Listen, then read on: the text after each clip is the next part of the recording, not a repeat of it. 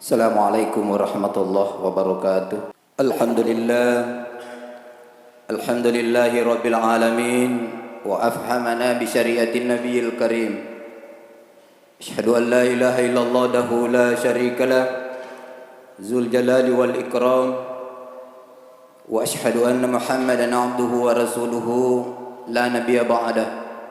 Allahumma salli wa sallim wa barik ala sayyidina Muhammad wa ala alihi wa ashabihi ajma'in. Amma ba'du, fa ya ibadallah, usikum wa nafsi bi taqwallah wa ta'atihi la'allakum tuflihun. Faqad qala Allah ta'ala fil Qur'anil Karim wa huwa asdaqul qailin. A'udzu billahi minasy syaithanir rajim. Bismillahirrahmanirrahim. Wal 'asri innal insana lafi khusr illa alladhina amanu wa 'amilus shalihat wa tawasaw bil haqq wa tawasaw bis sabr. Wa qala aidan rabbana atina fid dunya hasanah wa fil akhirati hasanah wa qina adzaban nar. Ibadallah, ma'asyiral muslimin, jemaah Jumat yang dimuliakan dan dirahmati Allah Subhanahu wa taala. Alhamdulillah, puji syukur senantiasa kita panjatkan kehadirat Allah Subhanahu wa taala.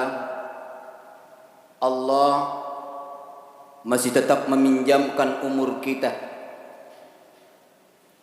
Masih Allah memberikan kesempatan kepada kita untuk lebih mendekatkan diri kepada Allah Subhanahu wa taala. Semua manusia tidak terkecuali mau beriman, mau bertakwa, dan disitulah adilnya Allah. Selama masih ada denyut jantung, masih bisa bernafas, itu adalah tanda kesyukuran yang diberikan Allah. Masih diberikan Allah kesempatan buat kita memperbaiki dirinya bagi orang yang taat beribadah, yang masih banyak kesalahan-kesalahan pribadi. Orang yang di luar daripada agama kita masih diberi kesempatan untuk bisa bertaubat, kembali kepada ajaran tauhid, ajaran yang diberikan Allah, yang diturunkan Allah melalui Nabi kita Muhammad SAW. Inilah yang perlu kita syukuri. Selama masih ada nafas, itu ada tanda kesyukuran besar yang harus kita renungkan, bahwa Allah masih memberikan kesempatan buat kita untuk bisa mengembalikan, menambah kedekatan kita kepada Allah Subhanahu wa taala. Kemudian salawat dan salam kita curahkan kepada junjungan Nabi Allah Muhammad sallallahu alaihi wasallam, karena beliaulah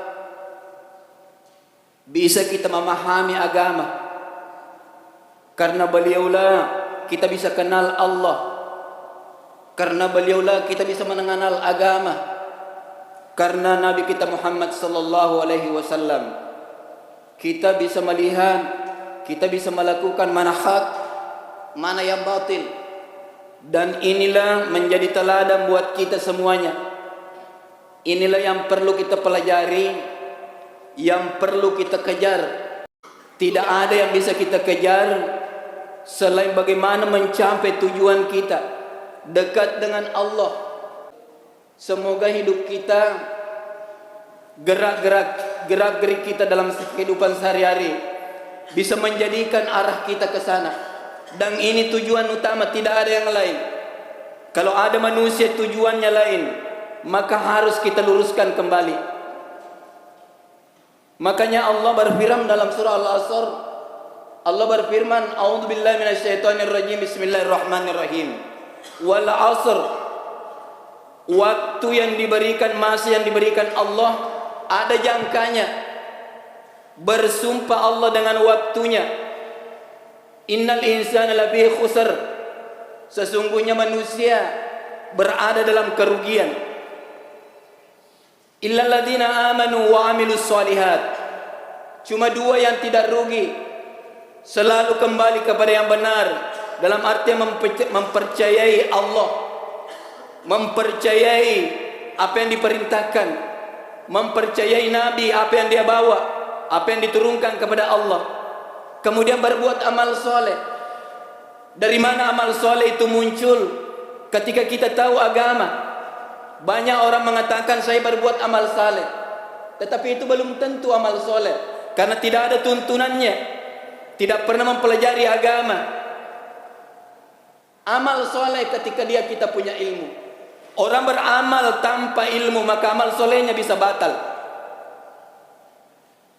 Jemaah Jumat yang dimuliakan oleh Allah Subhanahu wa taala, setiap hari, setiap saat ketika selesai berdoa, ujung doa kita cuma satu, pasti dibaca. Apa itu? Rabbana atina fid dunya hasanah wa fil akhirati hasanah wa qina adzabannar. Ini doa sapu jagat, mencakup seluruhnya. Kalau imam baca doa ketawa-ketawa, senyum-senyum, tidak memperhatikan maknanya apa, ternyata maknanya luar biasa. Rabbana, Fuang, ya Allah, atina fid dunya, berikanlah saya kehidupan yang baik. Coba kalau kita renungkan doa itu, Pak. Coba doa kita itu, Pak. Kalau kita renungkan, yang kita minta adalah dunia yang baik, kehidupan dunia yang baik. Yang mana kehidupan dunia yang baik? Apakah yang banyak hartanya? Belum tentu. Banyak orang banyak hartanya, tapi terjerumus ke dalam hal-hal yang tidak benar. Jadi siapa yang kehidupan dunianya yang dia baik? Tentu yang melaksanakan perintah Allah dengan baik. Apakah kita sudah pernah melaksanakan perintah Allah dengan baik? Inilah yang perlu kita kejar, karena kita selalu berdoa setiap saat. Wa fil akhirati hasanah. Coba doa itu, Pak. Banyak yang menafsirkan ulama keseimbangan antara dunia dan akhirat, tapi itu adalah kehidupan yang setara, seimbang, belum mencakup nilai keimanan, ketakwaan di atasnya. Jemaah Jumat yang dimuliakan oleh Allah Subhanahu wa taala, wa qina adzabannar, jauhkan saya dari siksa api neraka. Kita baca doa itu, apa maknanya Bapak Ibu sekalian? Kita disuruh oleh Allah selalu jalan ke yang lurus, jalan yang diperintahkan Allah, karena kita mau jauh daripada azab neraka, azabnya api neraka. Itu yang kita minta. Tetapi apakah maknanya itu membekas di dalam diri manusia? Ini yang perlu kita pelajari dalam kehidupan ini. Apakah dunia dengan akhirat seimbang perlakuan kita? 24 jam diberikan Allah, waktu yang diberikan Allah. Berapa jam kita kejar akhirat? Apakah sudah 50-50? 12 jam saya kejar akhirat, 12 jam saya kejar dunia. Jemaah Jumat yang dimuliakan oleh Allah Subhanahu wa taala, ini perlu kita renungkan. Jangan sampai kita beragama tetapi agamanya tidak benar, tuntunan yang kita lakukan tidak benar. Makanya Nabi pernah bersabda, sayati zaman, suatu saat kata Nabi, yuhibbunal khamsa wa yansawnal khamsa. Ada perbuatan-perbuatan yang merugi bagi manusia. Ada 5. Yuhibbunal khamsa, dia mencintai 5 perkara. Wa yansawnal khamsa, kemudian dia melupakan 5 perkara. Yang pertama, yuhibbunad dunya wa yansawnal akhirah, kehidupan dunia. Dia jualan, sudah azan di masjid masih jualan.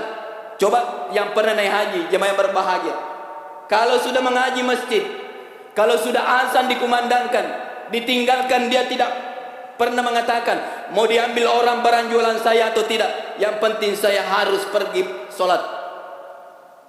Apakah kita sudah begitu, Bapak? Jemaah yang berbahagia, kita sudah melakukan itu. Ketika azan dikumandangkan, kita tinggalkan kehidupan dunia. Padahal berapa menit itu? Tidak sampai 30 menit. Berapa lama kita jualan? Itu pun kalau kita jualan, ingat ya Allah, belum culasnya. Ini harus menjadi renungan, Pak. Kalau kita benar-benar orang yang dekat dengan Allah, ingin benar-benar mau selamat, mau baik di dunia. Di dunia lah tempatnya kita berbuat baik. Di akhirat tidak ada kesempatan mau memperbaiki kebaikan. Untung-untung kalau ada ahli waris kita yang selalu mendoakan kebaikan. Kalau ahli waris kita tidak benar, maksiat yang dilakukan, apa yang kita mau terima? Jemaah yang berbahagia, yuhibbuna dunya wa yansawna al-akhirah. Kata Nabi, suatu saat manusia lebih mencintai dunia sampai takut dia mati. Kata Nabi, siapa yang terlalu cintai dunia, dia takut mati. Orang yang takut mati itu berarti dia cintai dunia. Yang kedua, tidak punya persiapan, makanya dia takut mati. Yang kedua, yuhibbunal mal wa yansawnal hisab.